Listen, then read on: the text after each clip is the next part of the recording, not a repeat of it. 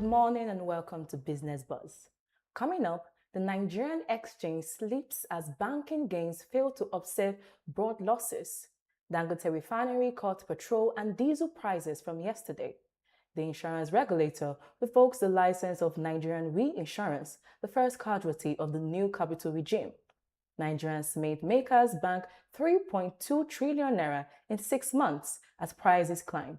And on global markets, oil steadies on Hormuz hopes, while a technology sell-off drags Asia sharply lower. I am Louisa Asidi. Stay with us.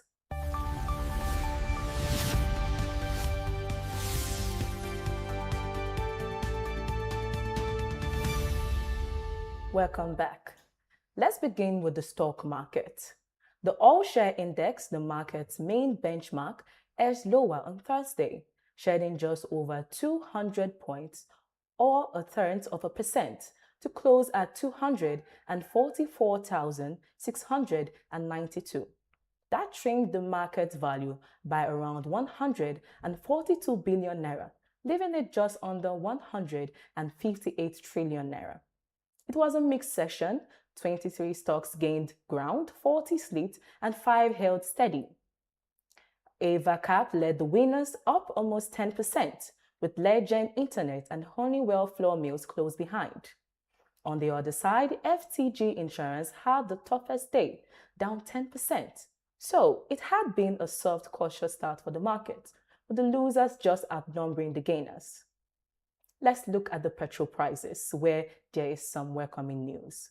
Dangote Refinery has cut its ex-depot petrol price to 1,165 naira per litre, down 50 naira, with diesel falling 80 naira to 1,570 naira.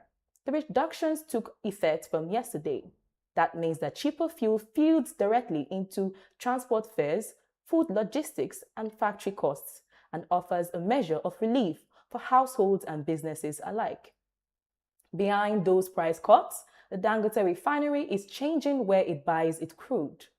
Nigerian grades made up 71% of its feedstock in July, down from 85% in June as cargoes arrived from Libya, Angola, Equatorial Guinea, and Cameroon. The plant processed close to 600,000 barrels per day, keeping operating rates near record levels. The shift underlines persistent concerns about the availability and pricing of domestic crude, despite supply obligations on local producers. And the third Dangote story, this one talks about market capitals.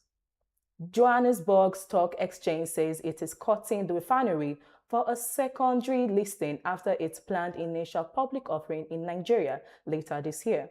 That offering, estimated at $5 billion, would be the largest in African history. A dual listing would give the company access to South Africa's far deeper pool of liquidity, while keeping its primary home on the Nigerian exchange. We'll go on a break. News from the Nigerian Economic Summit Group when we return.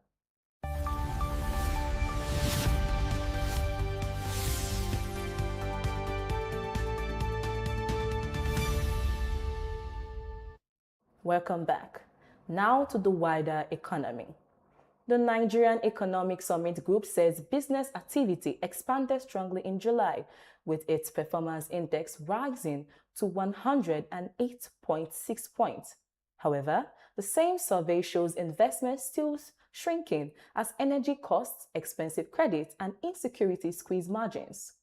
Firms are producing more but committing less, a gap that will decide whether this recovery gathers pace or stalls. In regulation news, the National Insurance Commission has revoked the license of Nigerian Reinsurance Corporation and frozen its bank accounts. The company failed to meet the new minimum capital of 35 billion naira for reinsurance, and a receiver has been appointed to wind up its affairs. It is the first enforcement action since 43 companies cleared the recapitalization deadline last week, and a clear message that the new rules have real power. Meanwhile, the Nigeria Deposit Insurance Corporation has begun paying depositors of the 46 microfinance banks whose licenses were revoked by the central bank. Payments are being made automatically through bank verification number, and around 700,000 Heritage Bank depositors have already been reimbursed.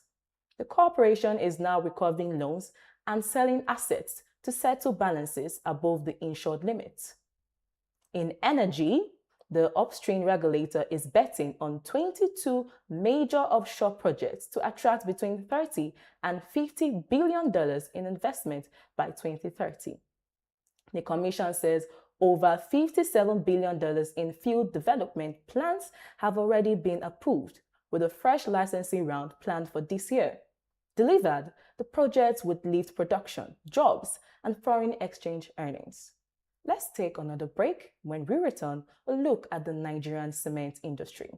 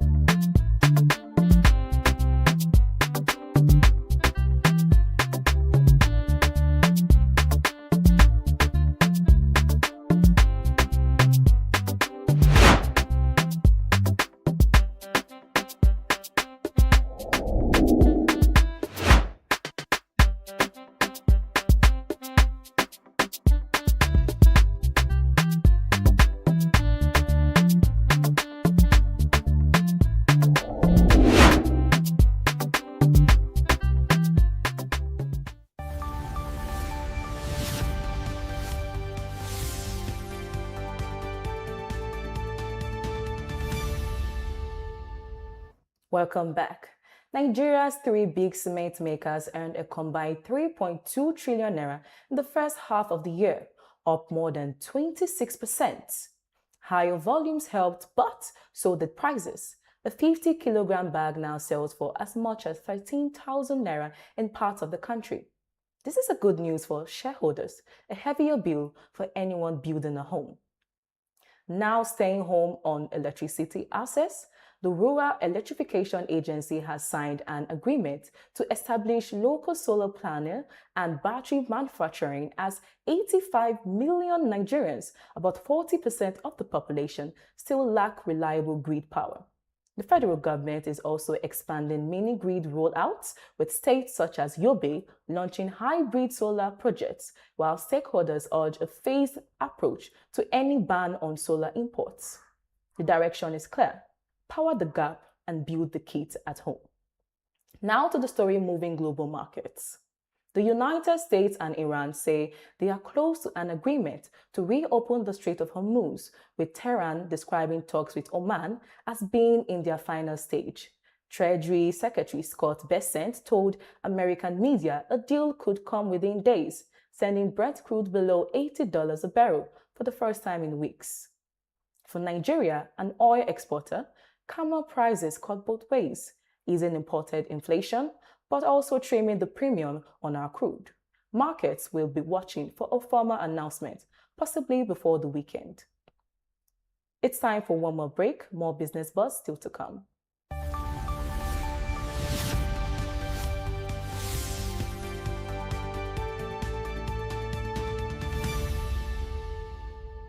Welcome back. Now to global equities, where technology stocks are under heavy pressure. Asian markets fell sharply this morning after an overnight slide on Wall Street, with South Korea's Kospi index down more than 4%. Chip makers took the hardest hits. SK Hynix lost around 10% and Samsung Electronics roughly 6%. The sell-off reflects growing investor doubts about the profitability of heavy spending on artificial intelligence. Staying with global markets, SpaceX faces a critical test on Wall Street today. More than 900 million shares held by employees and early investors become eligible for sale, roughly $100 billion worth at current prices. The stock has already fallen by around half from its June peak after a disappointing first earnings report. This is a reminder that even the largest listing in history is not immune to gravity. Now to Central Africa. The Democratic Republic of Congo has banned exports of copper and cobalt concentrates with immediate effect. The order is designed to force demo the order is designed to force domestic processing and keep more value from the country's vast mineral wealth at home. Congo is the world's largest cobalt producer and second largest copper supplier, so the move could squeeze global smelters and battery supply chains. This is also a sign to resource rich nations everywhere, including Nigeria, that raw materials exports are falling out of fashion. And finally, the agricultural sector remains central to Nigeria's economic future, accounting for 23% of national output and providing 34% of jobs. As the federal government receives the final report of the $500 million agro program supported by the World Bank, questions remain about whether the initiative can significantly improve productivity and help reduce food prices. 71% of the funding will be channeled through participating states, but with agriculture still facing major challenges, including low yields and inadequate investment, can programs of this scale truly transform the sector? In this report, we revisit our conversation with Lucky Enakiriri, a financial analyst and former Dean of Student Affairs at Dennis Osabide University, on the challenges and prospects of Nigerian agriculture. Let's take a look at it. Okay, so I have a couple of questions for you when you look at the Nigerian agricultural industry. Now, let's start with something very simple. What do you think is the single biggest thing that is wrong with the agricultural industry in Nigeria? Is it policy? Is it financing? Or what is it what is actually in the farm on the ground? I do not think that there is a single biggest problem that is wrong with Nigeria agricultural industry. Okay. Rather, it's a compounded issue made up of both policies, both financing, and even the agriculture itself, the attitude to agriculture itself. So it's made up of various components, not a single one. If we look at a single one in isolation, we'll be addressing the wound on the surface. But the problem with Nigeria agriculture is much, and it's made up of various factors that put themselves together to generate such problem. Okay, now in Nigeria, we're seeing billions of loans, grants, and special programs poured into agriculture over the years, but yields are low and food prices keep rising. Now, from your own point of view, where do you think this money actually goes, and why is it not translating into higher productivity for farms? Okay, that's why I began by saying that I don't think there is a single problem that is wrong with the Nigeria agricultural industry. Let me put it squarely. One, the attitude of the government to the issues of agriculture in Nigeria is a big problem on its own. For example, let me put the recent one, the Borrowers Anchors Program, which was anchored by the CBN during the time of President Muhammadu Buhari. And as soon as the present administration came on board, they did away with it. In the name of we want to restructure, we want to look at certain things, we want to look at what they are doing, what they have cultural industry over the years from 1960 when we gain our independence till now. It has been one inconsistent policy or the other. And now coming back to your question, when you see this, you discover that that very program, it did give a lot of money out to farmers to execute agricultural product. And as at the last time, I know that the CBN reported, about over 1 trillion naira are still outside. What happened to this money that have not been paid? Number one, they said some of the persons that these things have been advanced to, they saw their equipment, they went away with it. That is attitude issue. And then you look at, again, how did this equipment get to them? What were the costs? Was it the actual cost, or were they built in variable within, which in Nigeria is captured as a big C, corruption? So these are some of the things that you have to look at. And that is the reason it's not yielding the expected results. And then you look at the interest rate. First, it started with 9%. That was already high enough. And then it increased to 15%. How many farm produce are we supposed to generate to be able to pay off all of that, plus the attitude of Nigeria? So that's why it's not yielding a much needed result as we intended. Oh, that's wonderful. Now, over 80% of Nigerian families are smallholders, often working in tiny plots with basic farm tools. Now, what does a typical smallholder's balance sheet look like today in terms of costs, access to credit, and income? And how does that shape the wider crisis in the agricultural sector? In fact, the biggest crisis we have in Nigeria agricultural sector, one of the biggest one, is our inability to transit from the small-scale farming to a sustainable large-scale farming. Okay. You ask, how does the balance sheet look like? For a small-scale farmer, he's only interested in what he can eat and maybe a little to generate income for his family or her family, not the eggs. Every other thing.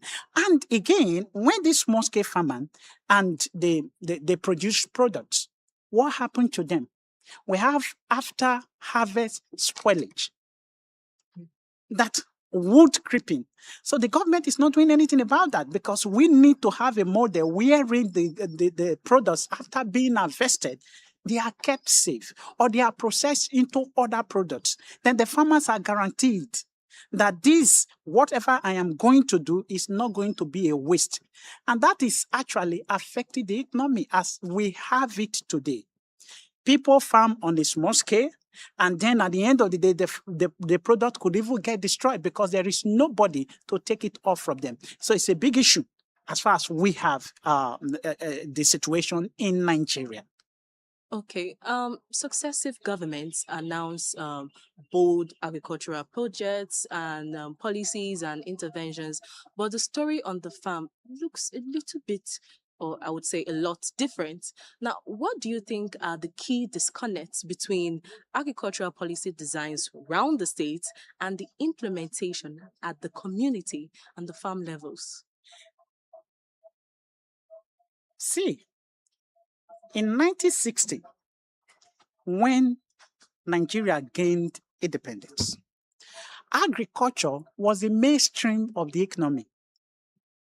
From 1960 to 1969, we have agriculture sustaining the economy. So you have the granite pyramid in the north, the cocoa house in the west. And then we progressed in that very cultural product dropped. So we have basic problems in our hands. If I get your question correctly, you talked about the question you asked. Yes, I talked about the key disconnects The between. key disconnect, Yes. very good. Now, we have this issue coming in. From 1970, the government began to neglect agriculture. Then 1980 something, they came in and said, okay, let us have these sustainable agricultural policies. So you have things like Operation Feed the Nation and all the other. There have been successive good policies of government from 1980 something to date. But there is a big disconnect between the government policies and the ordinary farmer. How? The government is employing top-bottom approach. Okay, what do you mean by that? Good. The people at the top, they formulate the policy. They even have access to the fund. And then they try to disseminate to the farmer. The farmers are not involved in the core policies of government. How this should be drafted, how it should be implemented. You can't know something more than the person that is involved in the production of these products. Then we have the big other factor, which is corruption. Before it cascades down to the farmer, much of these policies have been done away. Sometimes those who want to come to the farmer with seedlings, they come late, or they don't even come at all. But we hear that these whole things have been disbursed. But at the local level, it's not there. So that big disconnect is there because we are adopting the top-bottom approach instead of taking it from the bottom up. If we allow the farmers' participation fully in government policies, government programs. These are the people who know themselves. You can't know the local more than the locals. They know themselves and they participate fully and they are fully involved. You should be able to utilize the fund, the resources, and the policies effectively to generate products for the economy, generate income for the nation, and improve the GDP. Okay. Now, when you look at the angle of entrepreneurship, what do you think it would take to truly shift farming from a sustenance activity to a more viable business in Nigeria when you look at the market value, value chains, and support for agro entrepreneurs?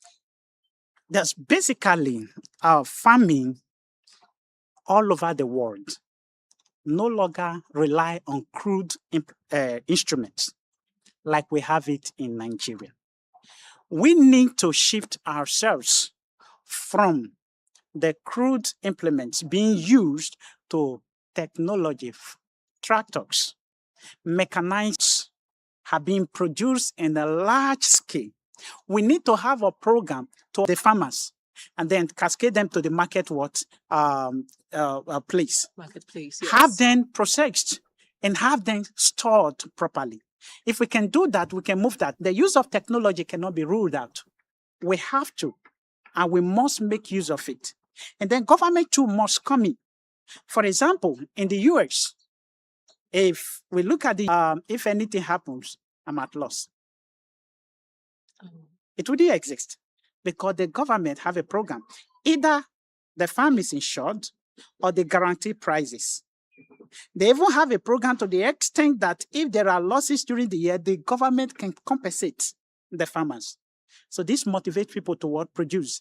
And there are big companies which are ready to take up these products. Immediately they are produced. So the farmers are not at loss. Okay. So we need to employ these things. We need to bring in technology. We need to bring in the policies. We need to bring government programs that will help to obtain these products from the farm, process them, store them for future use. That way, we'll make agriculture viable. And if we introduce mechanized method of agriculture, the youth will be interested to be able to go into farming. Apart from feeding themselves, they make a lot of money. Okay, now, presently, food still rots on farmlands because of so many issues. You have the issues of bad roads, unreliable power, and weak storage. Now, how much of Nigeria's agricultural underperformance is simply an infrastructural and value chain problem? And what practical steps can the state governments take to fix all that? Now, I said before that we have a problem, post-harvest storage problem. Yes. The farmer harvests their products, they get spoiled. We can do a lot. Okay. We can do a lot. How? When this farm, of course, we have bad roads. Yes. So to get these products to where they can be purchased or used is another issue of its own in Nigeria. But government can come in with programs to say, look, whatever you produced will be purchased. And all the farmers need to do is get this product from the farm, get them to where they need these things to exist, and they take it from them, pay them their full value. The farmer is happy, he goes back. And then the government takes off from there. And we can partner with agencies, international organizations, companies to get this done. Nigeria is a very funny place where we have a lot of raw materials and then at the end of the day, we still import them for usage. Yes. So we can do a lot. We really need a sustainable program that is aimed at saying that, look, these products should not be damaged. They should not be spoiled due to probably bad roads from them. From there, we can make a lot from it. I have a friend the other time who said he wanted to come to Nigeria to do something about tomatoes processing. You see, during the tomato season, you have a lot of tomatoes being damaged. This can be processed into something else. Yes. Now, looking at the access to land, insecurity in farming communities, and climate shocks like flooding, These all raise the risk for farmers and investors. Now, how do those risks distort the financing decisions, and what kind of incentive structure would actually crowd in private capital at a large scale? Every finance person, when giving out money, looks at the risk. Where you have insecurity, which is a big problem in Nigeria, where you have the risk of flooding, all of these things can contribute to higher cost of what? Capital. The finance expert, the banks, the lending houses would look at these risks before lending to farmers. But what do we do? Because if these things happened, it simply means that the farmer cannot pay back its loan. What do we do to ensure that these risks are a bit minimized? You cannot eliminate risk in any economy or any endeavor, but you Okay. can minimize it. Yes. What do we do? It's simple. I said before, in the US, for example, we have what is called insurance for farm products. We have what is called price guarantee. We have what is called farmers compensation. Insurance simply means that if your products are damaged for whatever reason, companies will come in, or the products are already insured, so they come in, they pay the fellow for it. And you ask me, who pays the premium? The government pays a large chunk of the premium. Okay. That's the reason. You see, when we talk of, sometimes they say petrol subsidy. You can leave petrol and subsidize farming. That's a good point. And then we also have what is called price guarantee. During the time where you have excess harvest, now I've addressed the problem of if there is a spoilage, that insurance can take care of them. Now, during the time where you have excess harvest, prices will tend to what? Drop. The government pays that barest minimum to farmers. They don't lose. And then we have compensation where there are what? Damages. I think the last time I checked, if you have that as a farmer, why won't you? Yes, to produce things.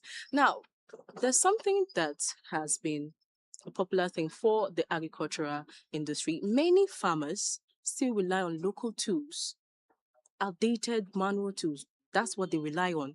And now, how big is the skills and technology gap in Nigerian agriculture? And what concrete changes from extensive services to mechanization would move the needle most? Meaning, would move the farmers from using outdated or manual tools to more modern tools, I would say.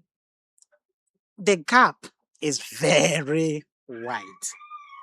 Most Nigerian farmers are subsistence in nature, using crude instrument like the cutlass, the hoe, and all the other. What can we do? Because we need to mechanize our farming.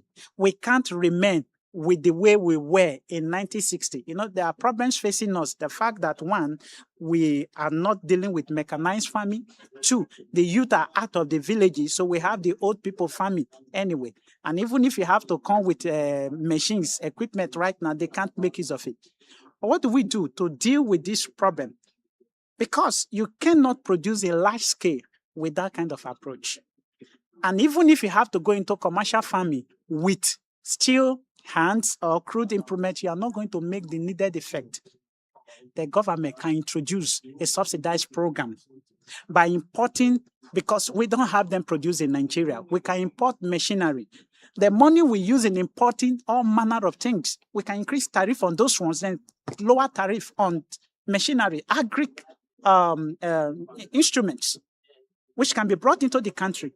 And then, like the borrowers and cost program, the government too can have these things given to the farmer, but they must involve the farmers who are the ones to make use of it, not the top to bottom approach like I mentioned earlier.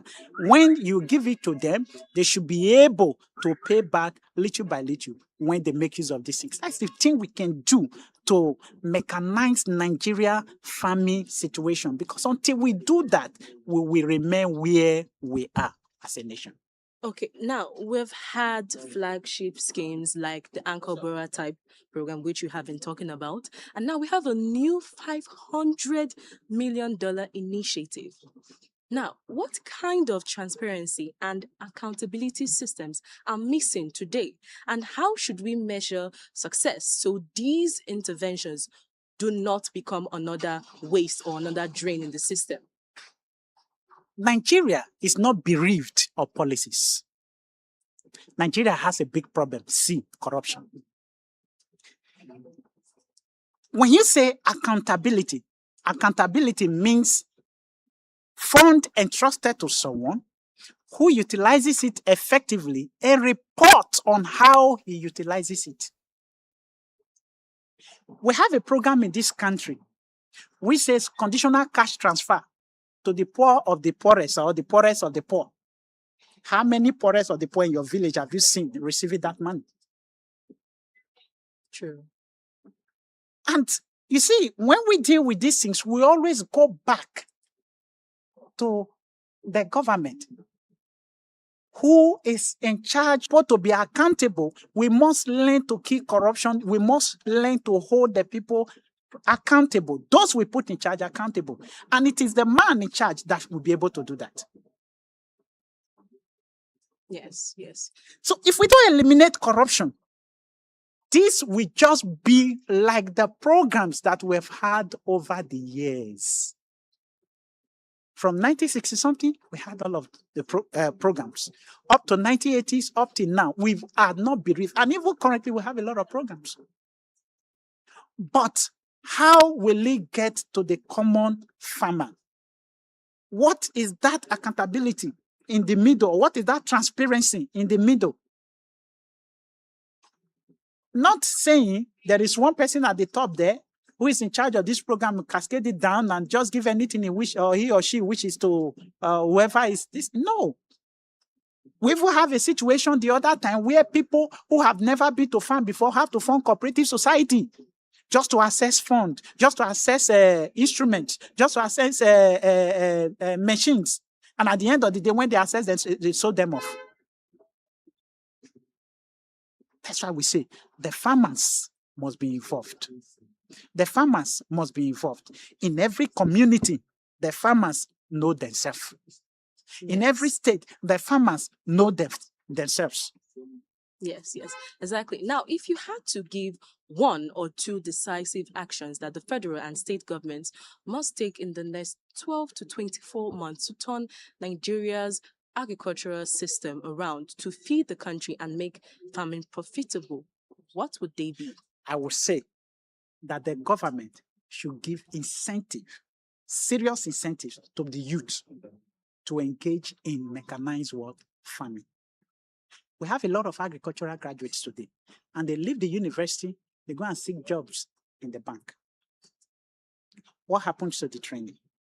So give incentives, provide the enabling environment. It may interest you to know that in Nigeria today, we have up to 90 million hectares of land, and less than 50% is under cultivation. We can give that incentive.